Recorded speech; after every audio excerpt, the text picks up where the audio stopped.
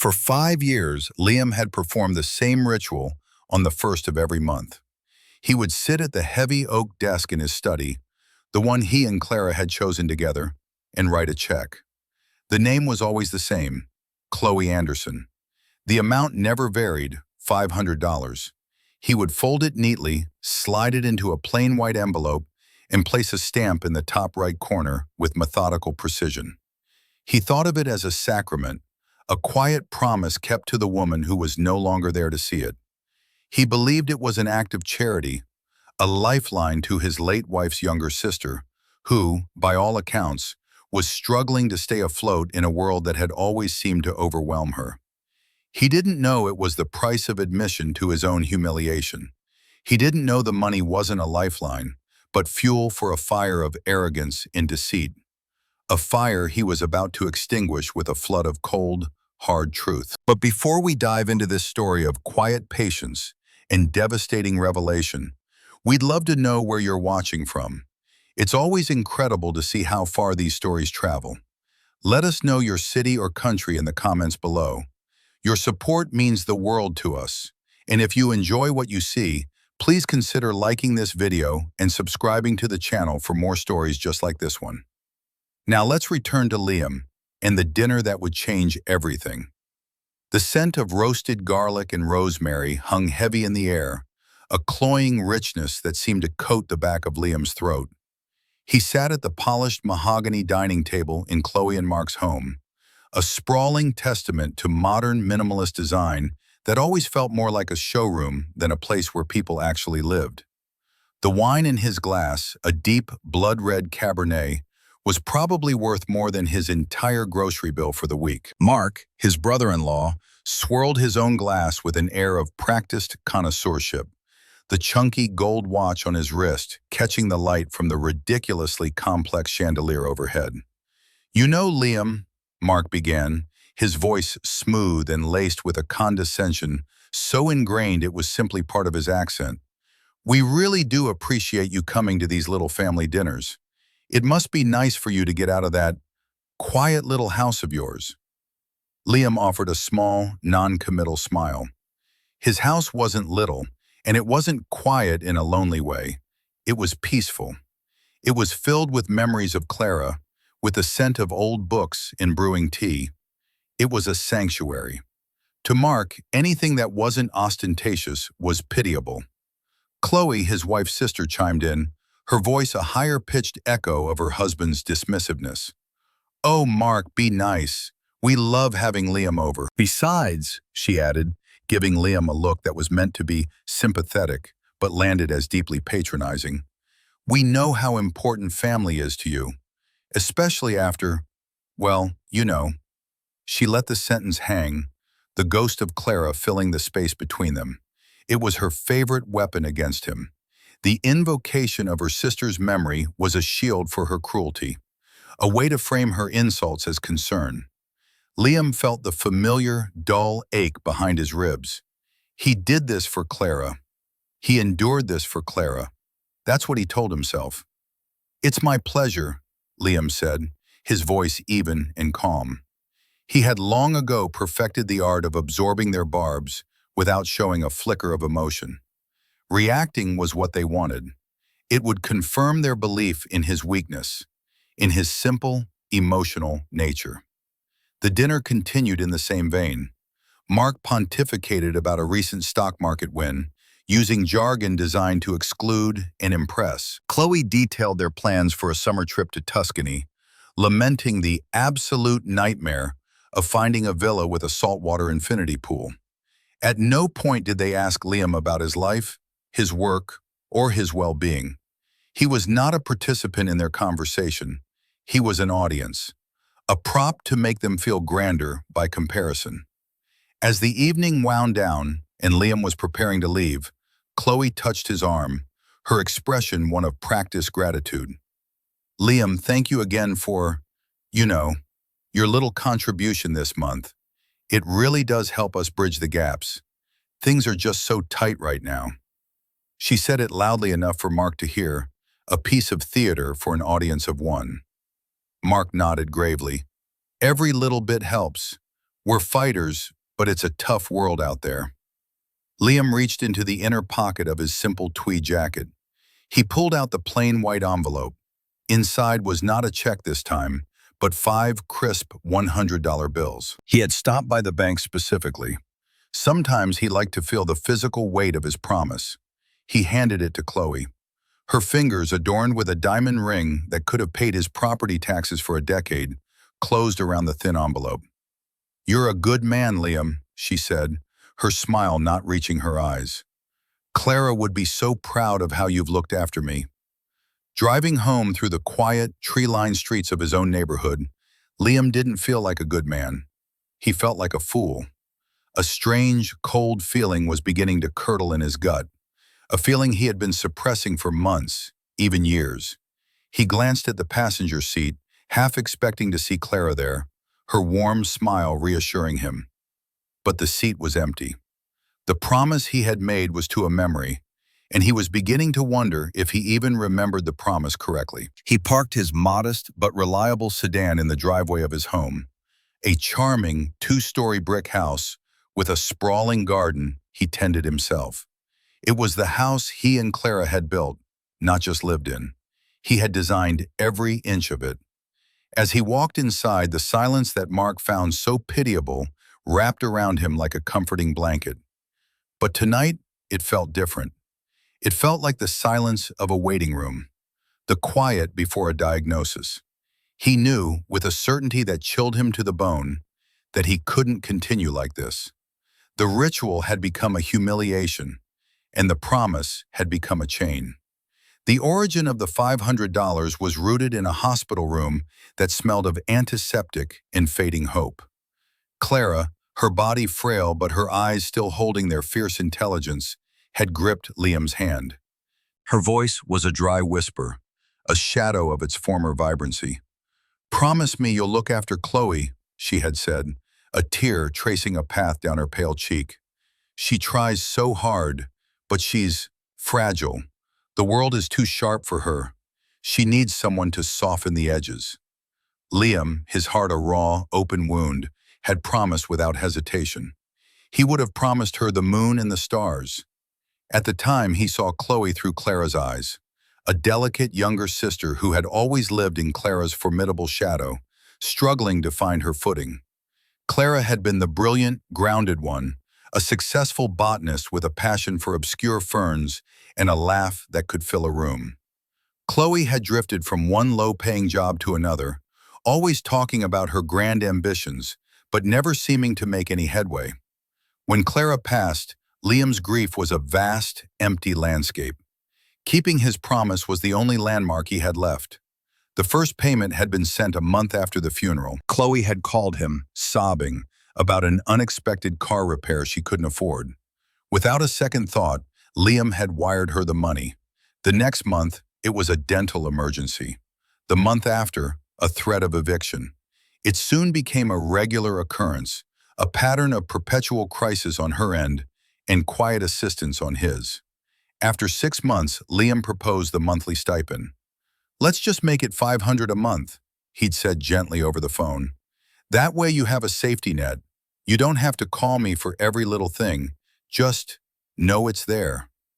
Chloe had accepted with a tearful gratitude that, at the time, felt entirely genuine. For the first year, it felt right. It felt like he was honoring Clara. But as time went on, the dynamic shifted. The gratitude was replaced by expectation, and the expectation by a subtle, creeping disdain. They would invite him for dinner, ostensibly to thank him, but the evenings became showcases for their slowly improving lifestyle. First, it was a new television. Then, new furniture. Then, Mark traded his sensible sedan for a luxury SUV. They always had a story to accompany the acquisitions, a small bonus Mark received, a lucky investment, a gift from a relative. The narrative of their struggle remained firmly in place, even as the evidence mounted against it. Last spring, the humiliation had become more overt. He'd arrived at their house for a weekend barbecue to find them in the midst of a landscaping project. "Liam, perfect timing," Mark had boomed, clapping him on the back. Be a good lad and give us a hand with these paving stones, will you? My back is killing me."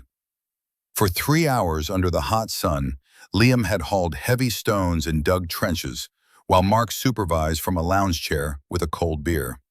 Chloe had brought him a glass of water once, remarking, "It's good to get your hands dirty, isn't it? Builds character." He had driven home that day with blisters on his hands and a cold knot of anger in his stomach. He was no longer a brother-in-law, he was the help. What they never knew, what they couldn't possibly comprehend, was the sheer scale of their misjudgment. They saw Liam, the quiet, unassuming architect who worked from a home office and drove a 10-year-old car. They thought he was a mid-level draftsman earning a modest salary. They had no concept of the truth. Liam wasn't an employee, he was an owner. He was the silent founding partner of Nexus Design, one of the most innovative and successful architectural firms in the country. After Clara's death, shattered by grief, he had stepped away from the public eye, handing the day-to-day operations and the CEO title to his trusted friend and partner, Arthur Vance.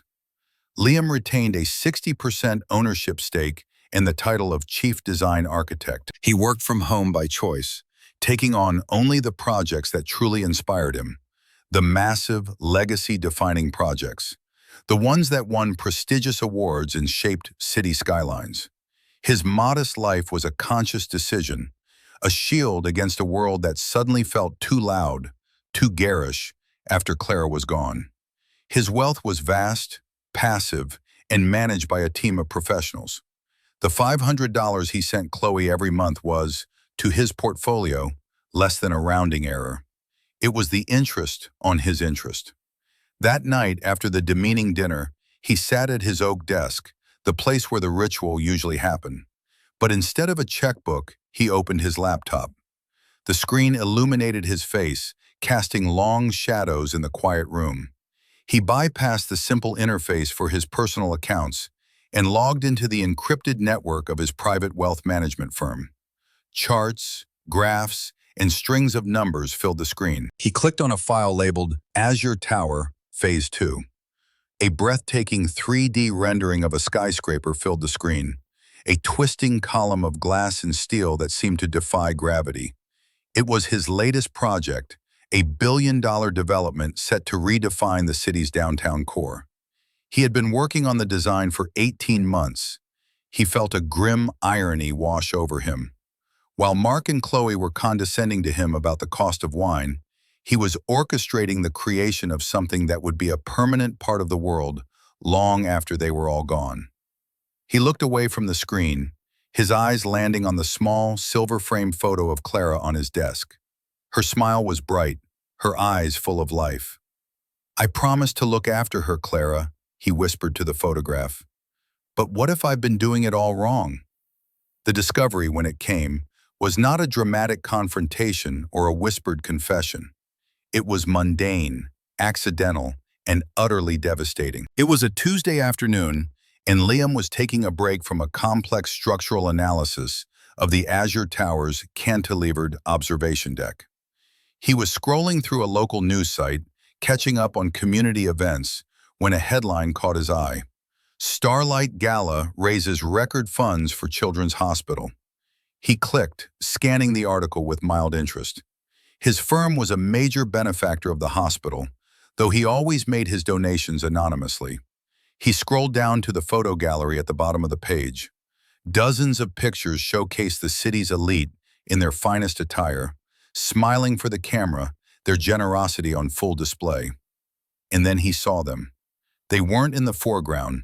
They were in the background of a photo of the mayor, slightly out of focus, but unmistakable. It was Mark and Chloe.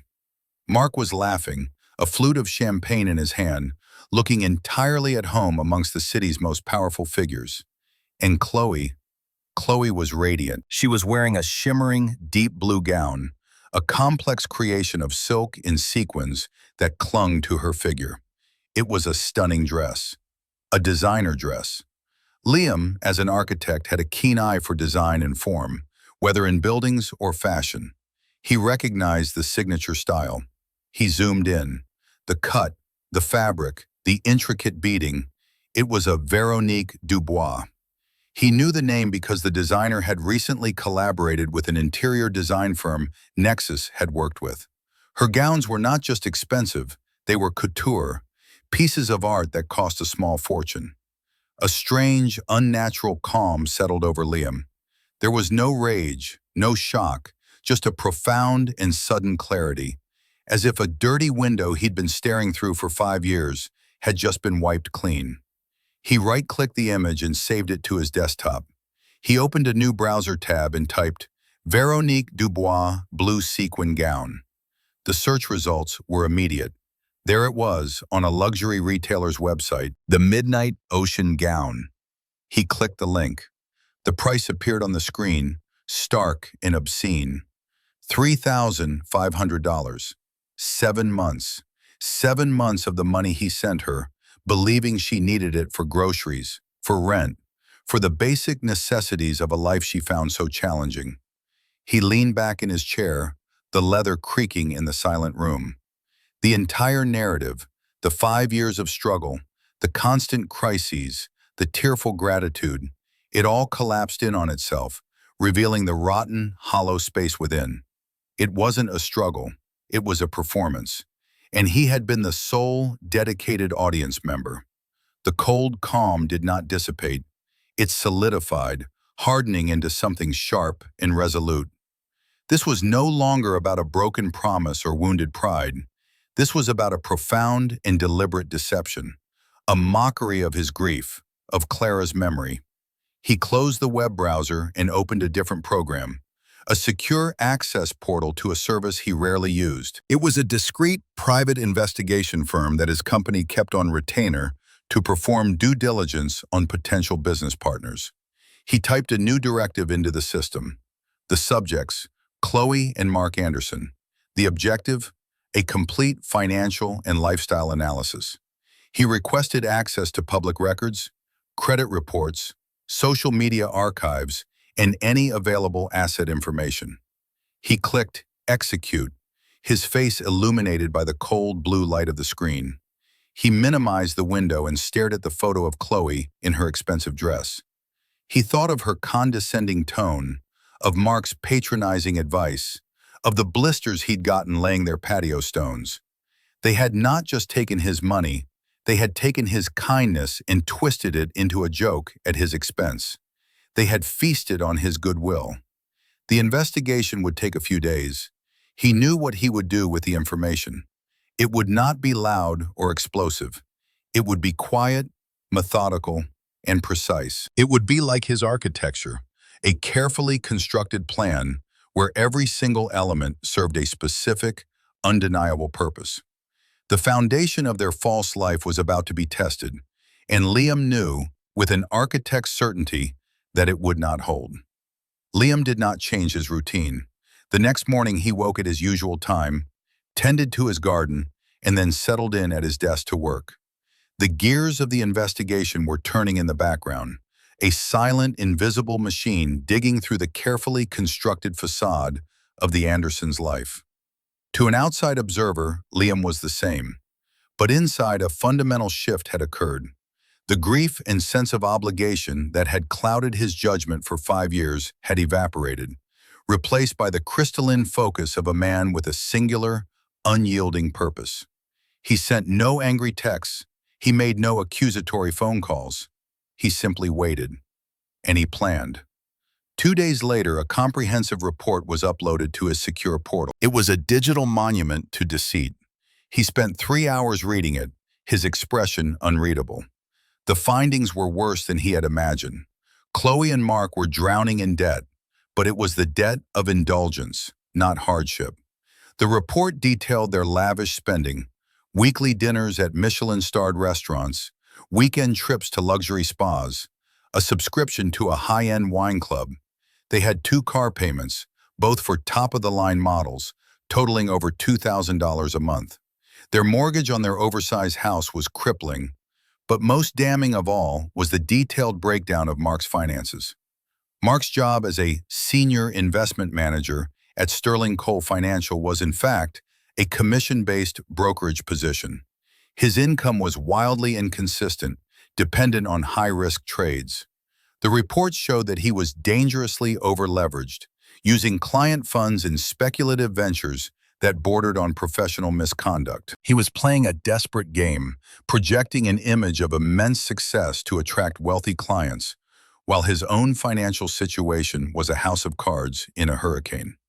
Liam's $500 a month was not, as Chloe had claimed, bridging the gaps. It was their entertainment budget. It was their wine subscription. It was the cash they used for valet parking and overpriced cocktails, the petty cash that funded the small details of their grand illusion. Liam closed the file and swiveled his chair to face the small, silver-framed photograph of Clara. He picked it up, his thumb stroking the cool glass over her smiling face. "You were worried about her character, weren't you?" he said softly to the image. "Not her bank account." Clara had seen the flaw, the crack in her sister's foundation. She had seen the desperate need for external validation, the emptiness that Chloe tried to fill with things. And he, in his grief-stricken haze, had misinterpreted her dying wish. He thought he was supposed to provide the materials to patch the cracks. He realized now that his promise wasn't to endlessly supply Chloe with plaster for her facade. It was to ensure the integrity of her structure. By enabling her deceit, he had failed. He hadn't been looking after her, he had been indulging her sickness. His new mission was clear. It was not about revenge, not in the petty sense. It was about correction. It was about fulfilling the true spirit of his promise to Clara. He would not allow her memory to be an excuse for this parasitic charade. He would introduce Chloe and Mark to a concept they had long forgotten: consequence. With his decision made, he picked up his phone. He didn't call Chloe or Mark. He called Arthur Vance, the CEO and public face of Nexus Design.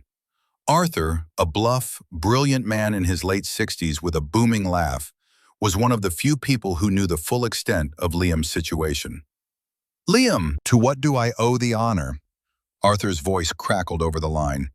"Don't tell me you're finally ready to come back to the office and deal with the quarterly budget meetings."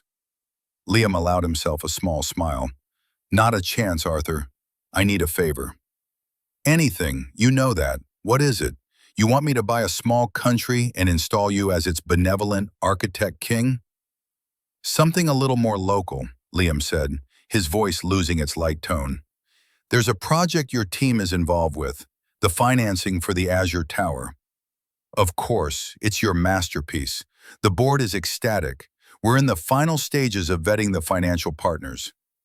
There's a firm, Sterling Cole Financial.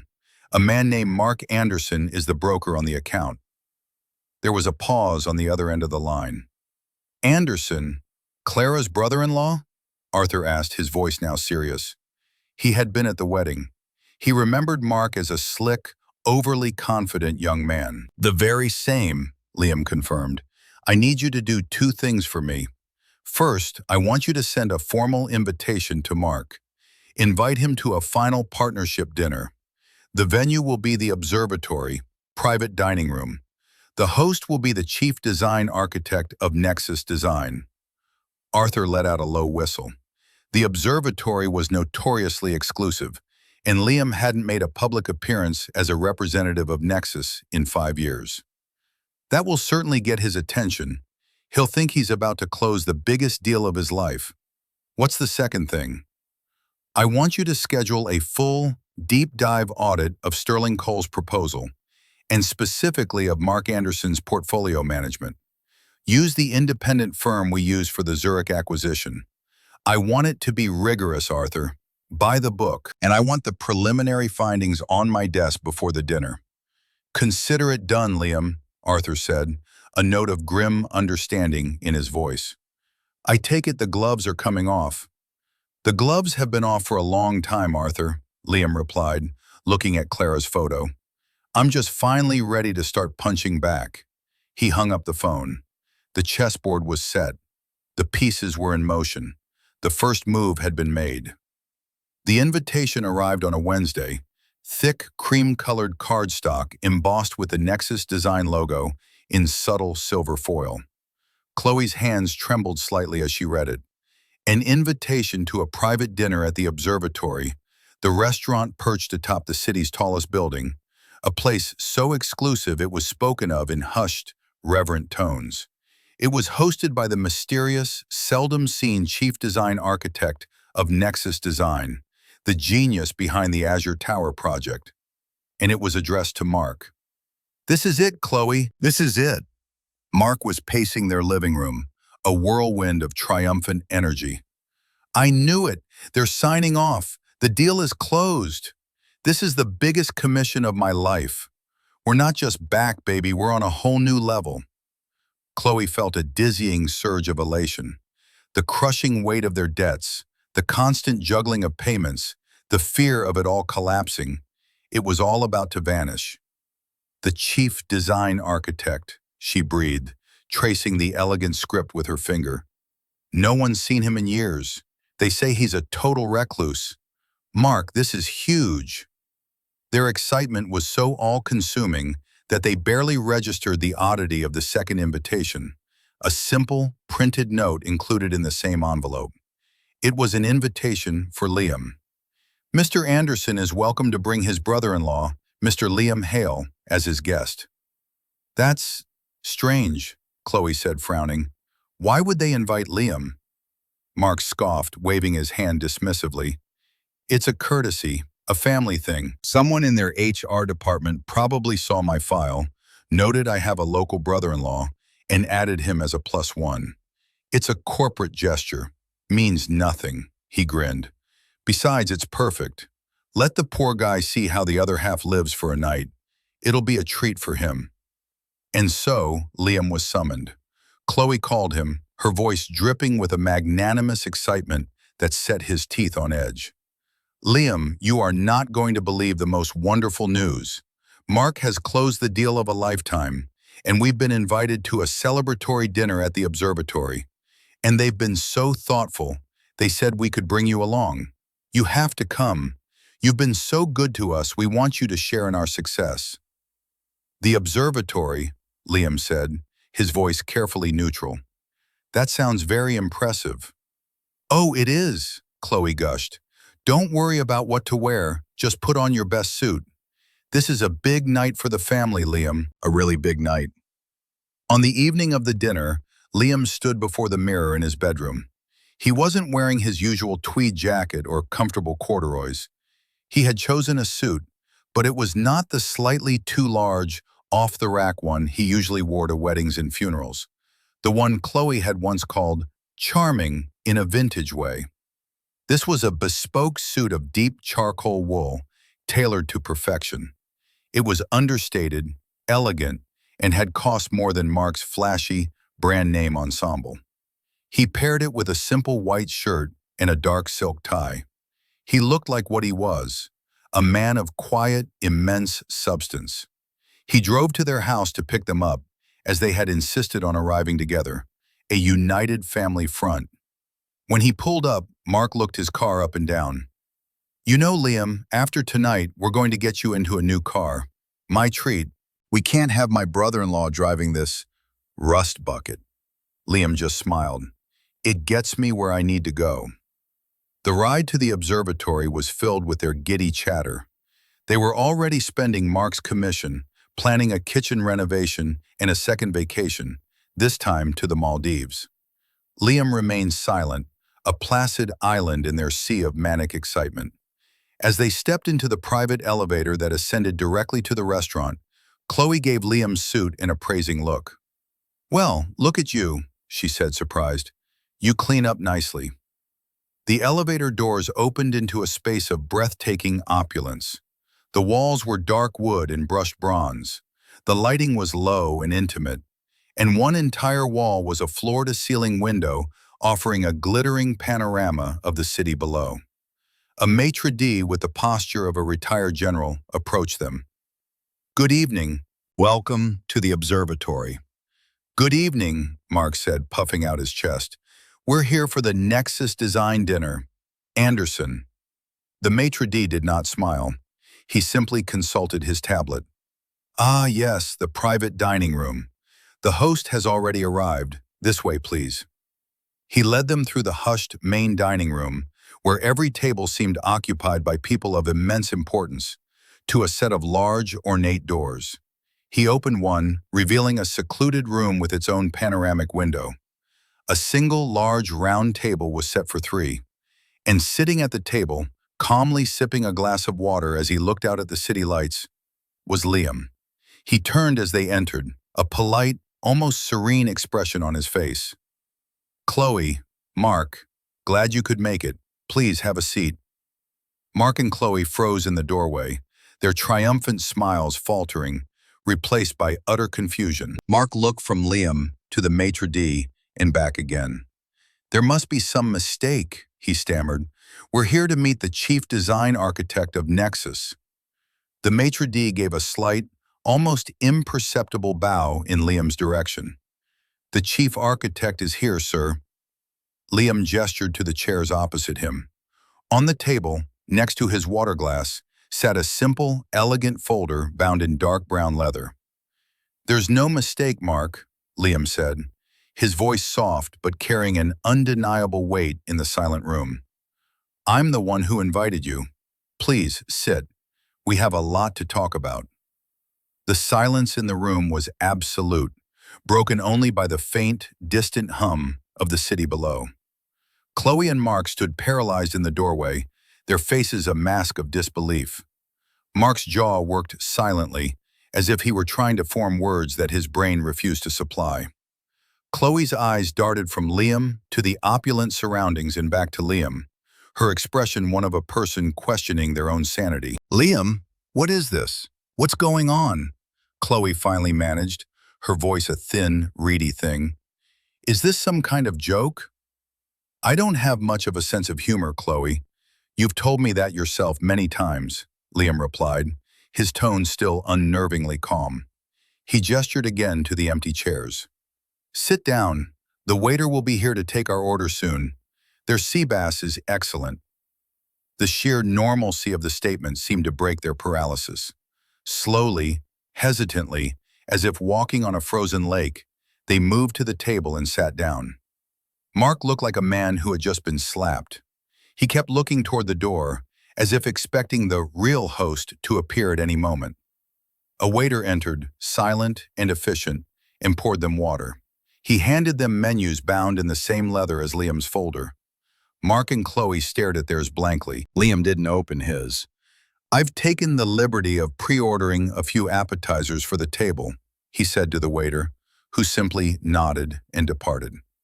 Liam then folded his hands on the table, his gaze steady and direct. He looked first at Chloe, then at Mark.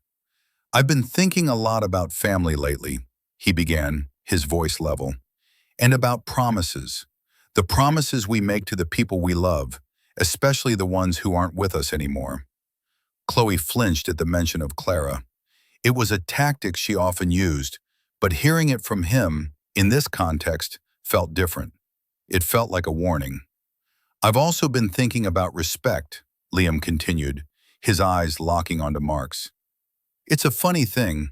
Some people think it comes with a title, or a car, or the price of the wine you order. They think it can be demanded, but it can't. It has to be earned, and it's so easily lost." Mark was beginning to recover his bluster, mistaking Liam's calm for weakness.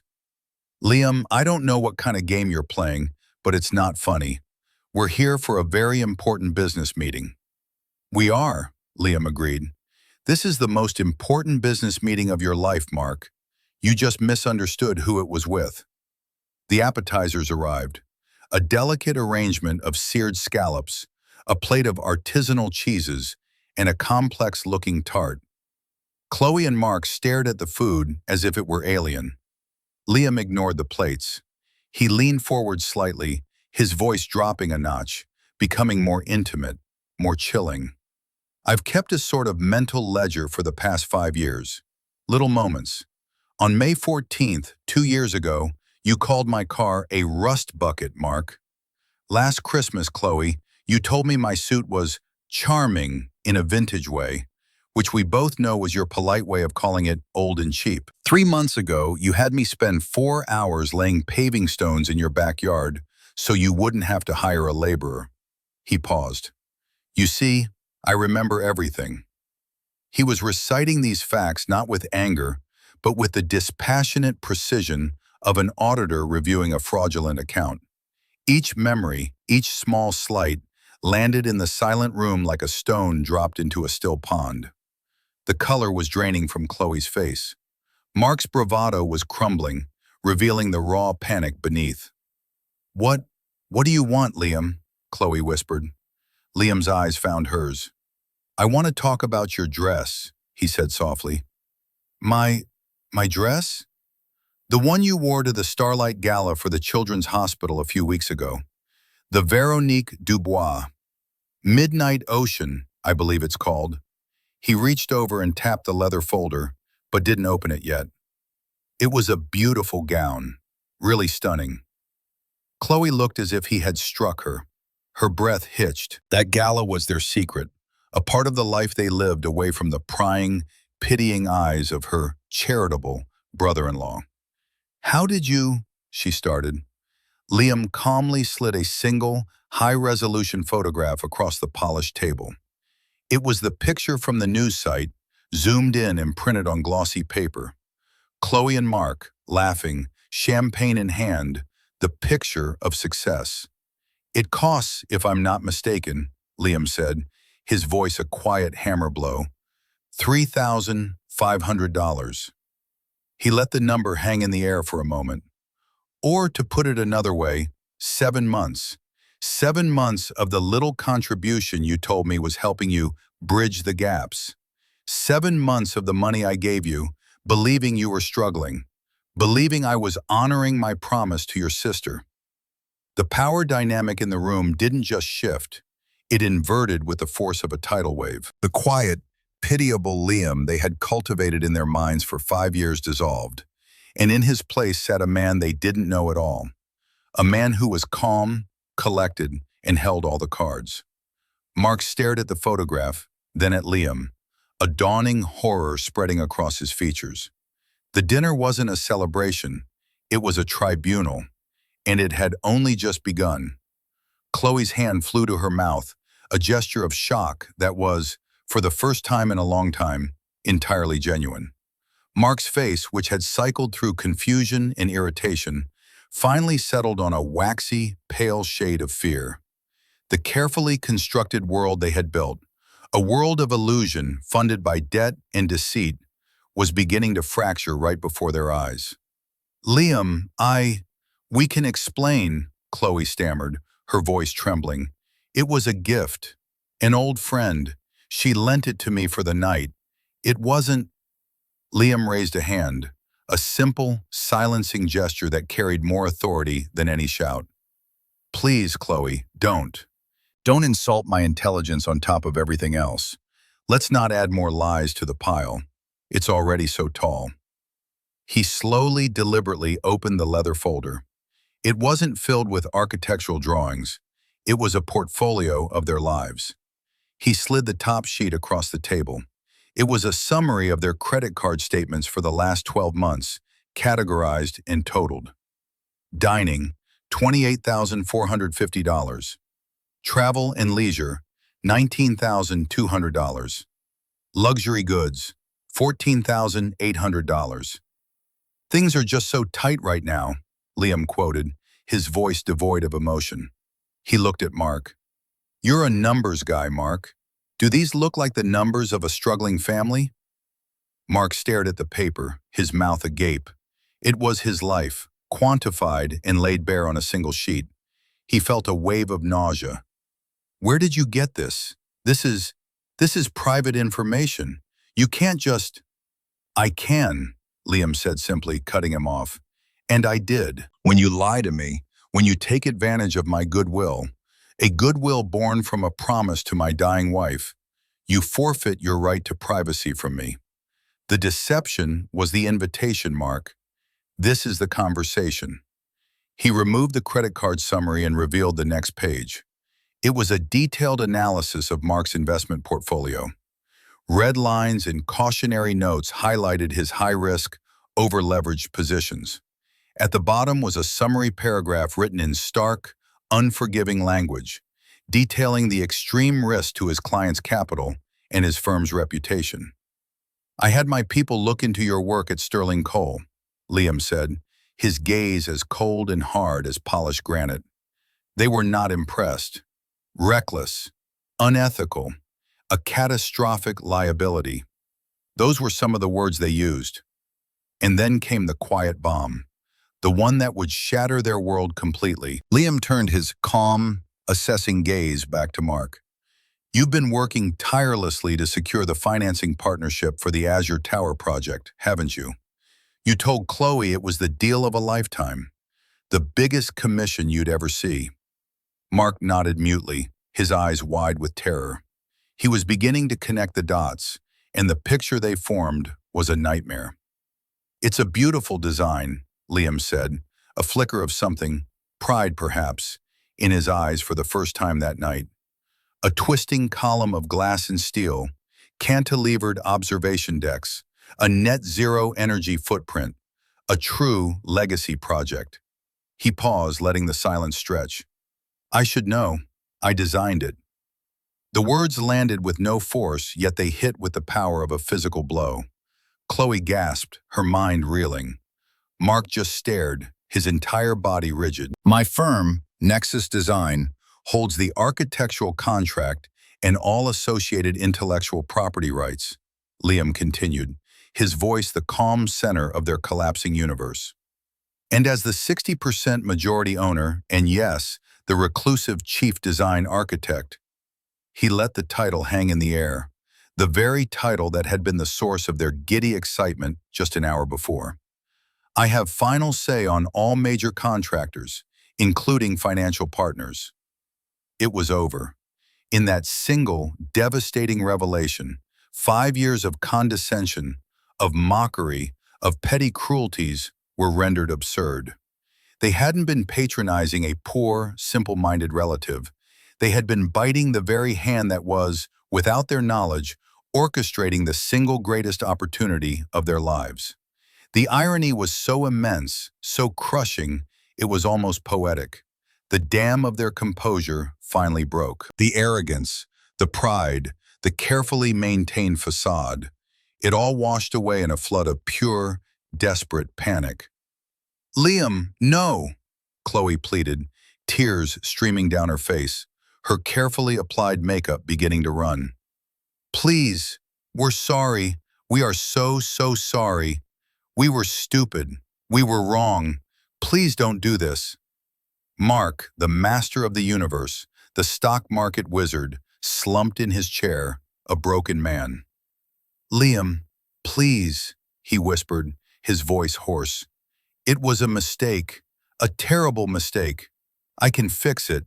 I'll pay you back, every cent, with interest. Just don't take this deal away from me.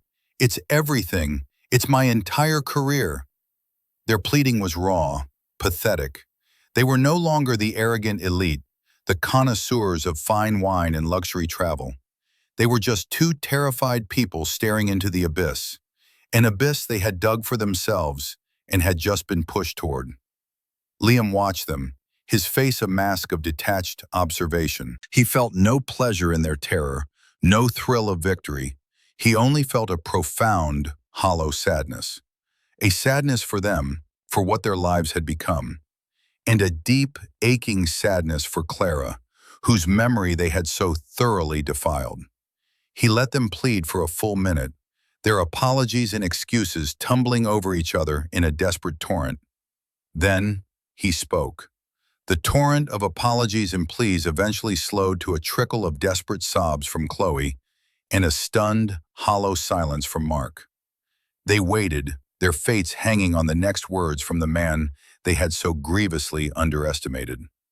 Liam took a slow sip of his water, the sound of the glass touching the table echoing in the tense room. His face was not one of anger or triumph. It was one of grim resolution. "The monthly payments stop, obviously," he said. The statement so simple and final, it was like closing a book. That part of our relationship is over. The money was never the point, but its absence will be a consequence. He turned his attention to Mark, who looked up, his eyes pleading. As for the Azure Tower project, Liam continued, your involvement is terminated, effective immediately. Tomorrow morning, Arthur Vance, the CEO of Nexus Design, will be informing the board of Sterling Cole that we are exercising our right to refuse a partnership based on the reckless and unethical portfolio management of their lead broker.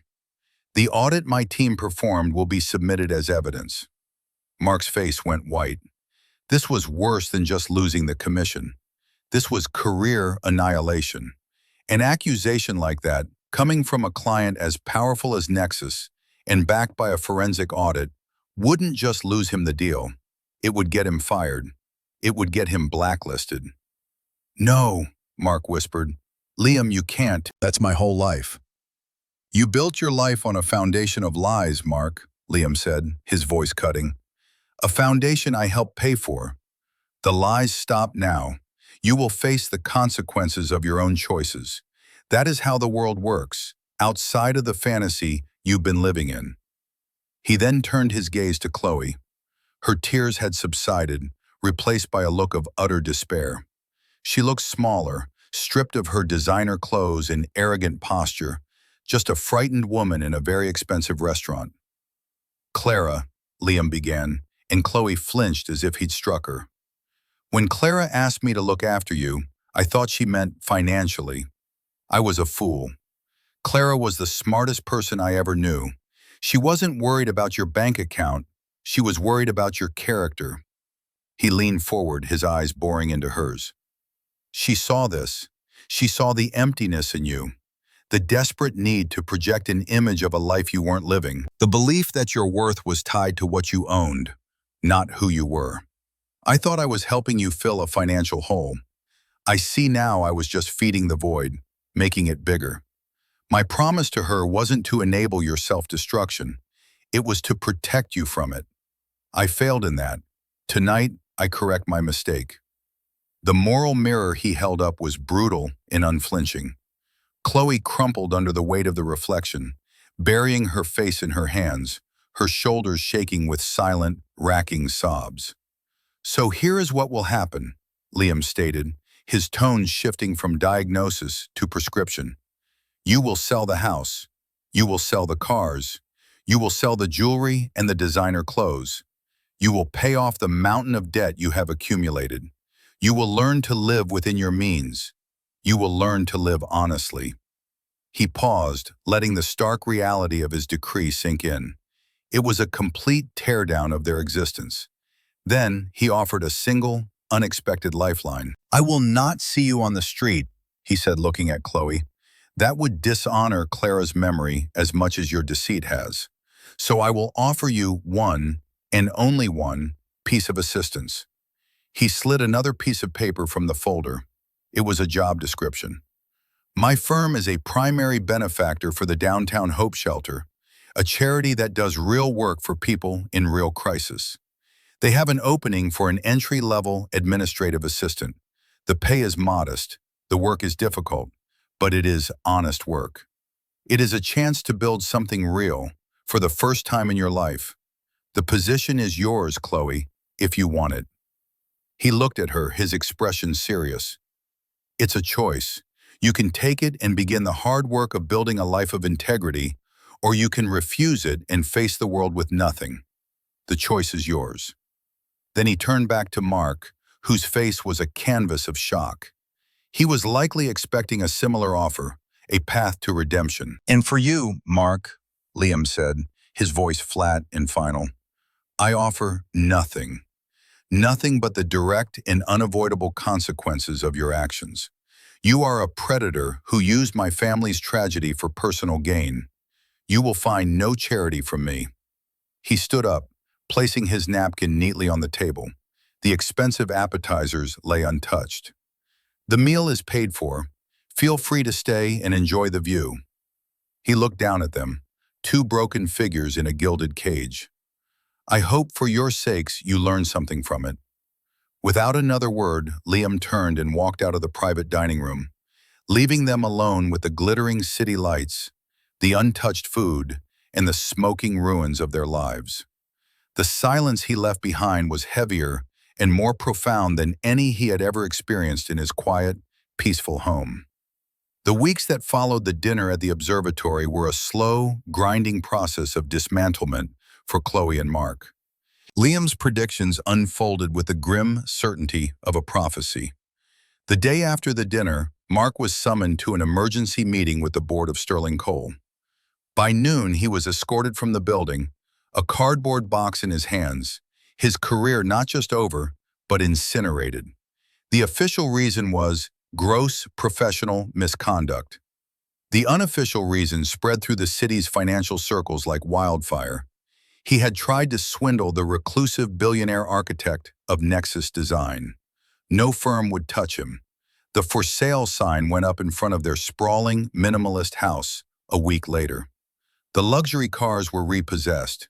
Their circle of friends, a group built on the shallow foundations of perceived wealth and status, evaporated overnight.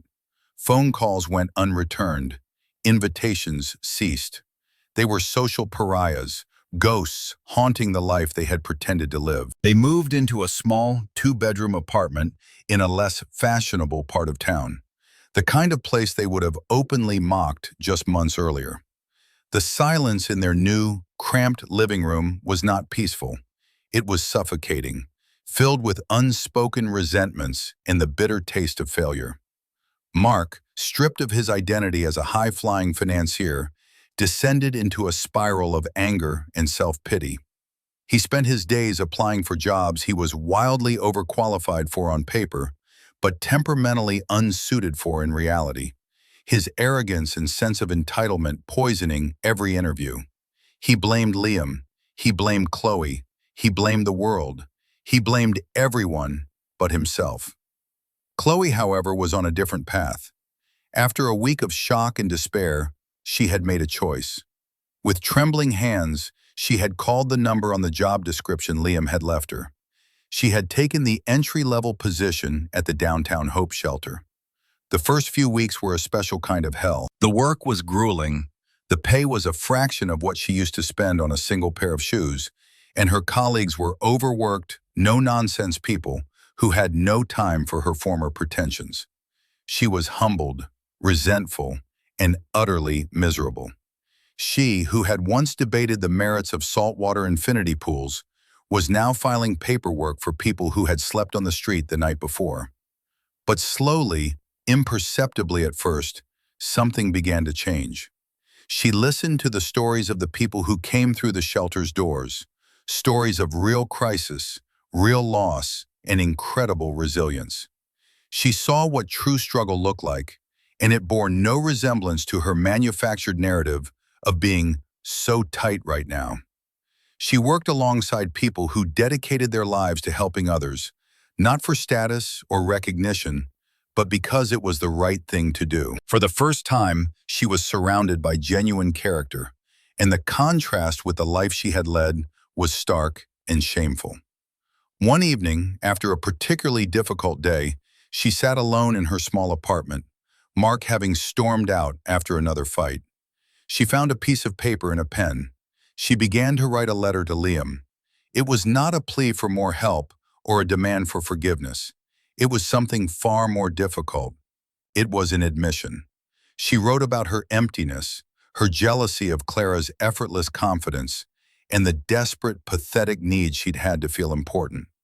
She acknowledged the depth of her deception and the disrespect she had shown to Clara's memory. She didn't ask for his forgiveness. She ended the letter with two simple words: "Thank you." It was the first truly honest thing she had communicated in years. Meanwhile, Liam found a new, quieter kind of peace. He had moved on. He poured his energy into the Azure Tower, its soaring lines a monument to his renewed sense of purpose.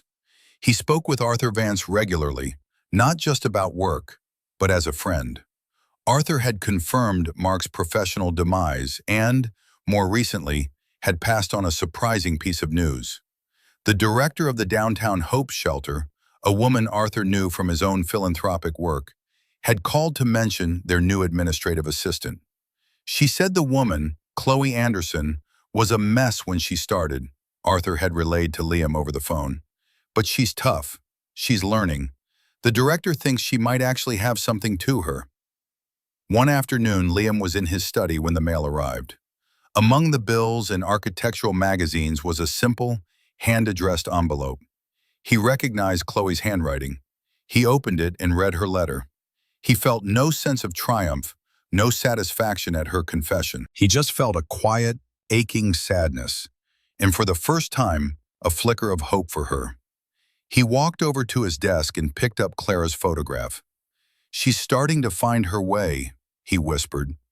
I think this is what you wanted."